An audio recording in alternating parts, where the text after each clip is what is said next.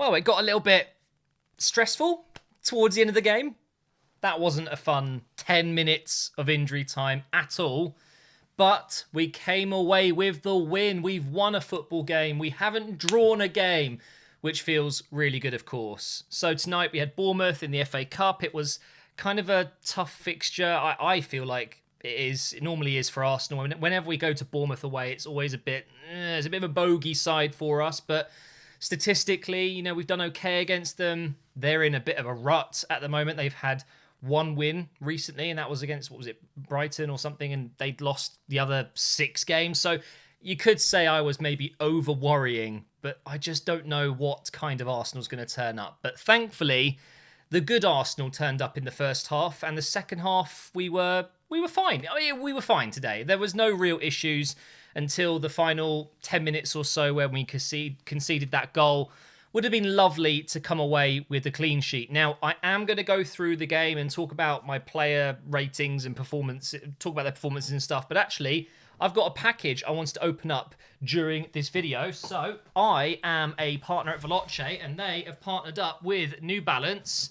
This is a massive box, and I didn't really plan for this. I don't have much space in front of me, but we're going to open it up right now. Thank you to Veloce and New Balance. What an amazing partnership that will be. And, ooh, hello there. Enjoy some kit for a successful 2020 from our partner New Balance. To MGH, it says. Appreciate that, guys. Thank you. And wow, these are all very neatly folded. We've got some New Balance Veloce gear. Blimey, there's so much stuff in here. You guys have spoiled me rotten. We've got another Veloce shirt here. That's very nice indeed. Got some shorts. Of course, some New Balance trainers as well. Nice. I like blue. Although I'm an Arsenal fan, I do like blue. And we've got, there's shirts everywhere. We've got some joggers. Very nice indeed. New Balance and Veloce branding on them. A jacket. Reflective jacket, by the way. Very nice indeed. And a bag. Wow. That's a lot of stuff packed into a box. I really appreciate it, guys. Let me move that. Whoa. Woo, that's a big box. Thank you, New Balance and Veloce, for sending me that through. That's a lot of gear. Yeah, I'm going to have to try some of that on after this. So, yeah, thank you. Thank you very much. I'm a big fan of New Balance. I've actually already got some New Balance trainers. So now I've got 2 pairs. But anyway, let's talk about the game. 2-0 lead going in at the break. And we were looking good, The first maybe 30 minutes, I thought it was really quite good. We played some really good football. And you gotta remember, we're playing quite a few of the youngsters. We've got, Nketiah up top, for example. We've still got Saka playing at left back, and what a game he had tonight.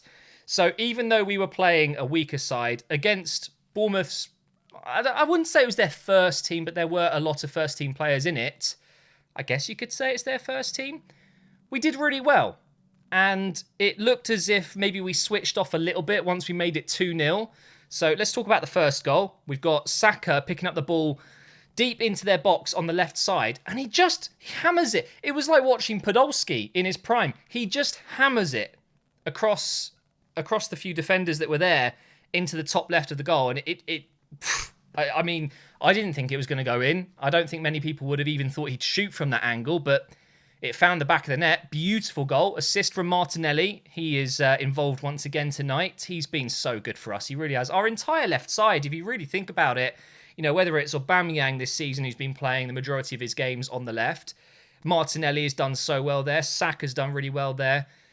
It's quite impressive. I'm really, really happy that Saka's kind of getting a run. Even though it's not in his preferred position, he's quite scarily good at left back. Really, really amazing performance from him. And then the second goal was Saka again going down that left wing. He crosses it in for Martinelli, who can't quite reach it.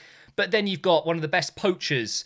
I think he's going to be an Ian Wright type goal scorer, where he's just, well, he already is an Ian Wright type striker, just poacher. He's always in the box. Gary Lineker style, normally just tap-ins, but it's the know-how, it's knowing where to be, and he just taps in the cross that evaded Martinelli. So that made it 2-0, and you could almost see the relief on the players, which is a great thing, but what you don't want to do is switch off, and think, yeah, the game's done, because Bournemouth could have easily won the game from there. It's just 2-0 and we're only Arsenal. We've got defensive issues which haven't been helped with Mustafi getting injured again. Another centre-back getting injured, but this time it's Mustafi. It does feel like we're a bit cursed at the moment.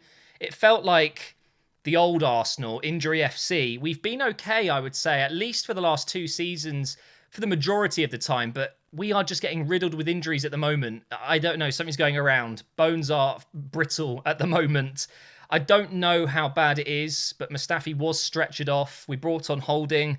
How many times did players go down tonight? We made it into the 100th minute of the game. There was 8 minutes of injury time, which turned into almost 11. Every 5 minutes, there was a player on the floor. Yeah, it was a pretty hectic game in that regard. But hopefully Mustafi's okay. Yes, I don't rate him as a player. I don't think he should be anywhere near the Arsenal team in the near future. If we can bring in a centre-back now, that would be incredible, and it's even more important if Mustafi's out for a number of weeks/months. But you don't want to ever wish an injury on a player, especially not a long-term injury which could affect them in the future. Look at Bellerin, for example. I think he's only just now starting to gain some fitness back, but you can see since his major injury, he just hasn't got that extra bit of speed. I don't know if it's just me thinking it, but Walcott had it, the exact same type of injury, came back and was just that tad bit slower. And there's always that thought in the back of your mind. You don't want to push yourself too hard because you might injure it again. Those types of injuries, it doesn't even need to be an impact from another player. It can just be running, and landing awkwardly and just placing your foot a little bit wrong, or your stud's getting caught and you could be out for a year. So I do get it. And I really hope that Mustafi's only going to be out for, a week or whatever, because we do need numbers at the back. But actually, this is a good time to talk about it because we have been linked with, of course, many players, as we always are, but one that is looking relatively close right now. I just want to get his name right. Let me just double check, because I know it's Pablo Mari, is it? Pablo... I can't really reach my keyboard here. Pablo Mari. Spanish football player that's been playing at Flamengo, is it? Yeah, I think it's Flamengo. Left-footed, tall, apparently really good pass. I saw him once this season. He was playing against Liverpool in the Club World Cup and he did really well. But of course, it's not the most exciting link. But if you look into it, it looks like it'll be about £8 million and it's apparently a done deal. He's having his medical done this week. So who knows? But it sounds like we are in the market for a centre-back. You've got the usual names of Upamecano being linked, but no, I don't see that happening. I think it's very, very obvious that's not going to be happening, at least not now. Of course, we've got Saliba coming back in the summer from his loan, so we haven't seen him in an Arsenal shirt yet, but I'm hoping that will come good. And potentially next season, we could have Saliba and then a new centre-back, maybe Mari next to him. I don't know how I feel about that because we do have some other great players. I think Socrates on his day is really good. David Luiz, of course, when playing well and not making his calamitous mistakes. But since Arteta's come in, he's done really well. He's good. And then you've got Holding and you've got Chambers coming back from injury. We're going to have a lot of centre-backs. So there's no doubt in my mind that we will be looking to offload. And I think Mustafi will end up being one of them. But anyway, that's who we're linked with. We're also, again, being linked with Thomas Lemar. I don't really know why. I think if anything, that's the last thing we need, right? I'd rather be playing Martinelli down the left than throwing in a... Well, actually, is that true? Would I rather throw in Lemar for the next 6 months on loan, potentially? I don't know. I like Martinelli a lot. I really do. I think it would make sense, if anything, to not do it. I don't know. It's the same thing as usual with Arsenal, the transfer window. I don't believe any of it until I see it. But the Pablo Mari reports seem very likely at this point. So we could be seeing a new centre-back in the red shirt very soon. But honestly, I thought there isn't too much to talk about today other than we got the win we needed. We're through to the next round. We're against Portsmouth, right? I think I need to double check that. But that's good. And the FA Cup is really a competition that I see us needing to win this season. If we want anything positive out of this season, it needs to be the FA Cup, because we already know the Europa League, there's no way we're going to win that with some of the clubs that have come out of the Champions League and entered that competition. The Premier League is really, we're not even going to get top 4, so that's not going to happen. I see the FA Cup as a big chance for us. I really do.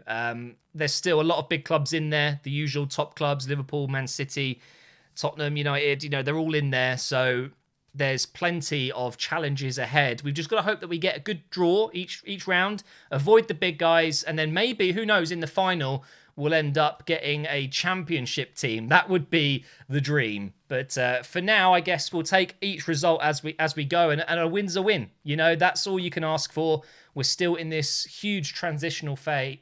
I was going to say stage, but I almost said phase. So we'll go with phage, kind of in between. It's just nice that we're not losing. I would have taken a 1-0 win tonight just because we're chugging away, aren't we? We're almost in February and we're still unbeaten this year. We're unbeaten this decade, okay? So, yeah, very nice indeed. Anyway, I'm going to end the video here. It was a good game to watch. And again, I want to say a massive thank you to New Balance and Veloce, my guys at Veloce. Appreciate you lads sending that through. Looks like I've got tons more winter gear for the rest of winter. Yeah, thanks for sending that through. And thank you for watching this video, guys. And I will see you for the next video tomorrow, which is going to be the Sunderland Road to Glory career mode.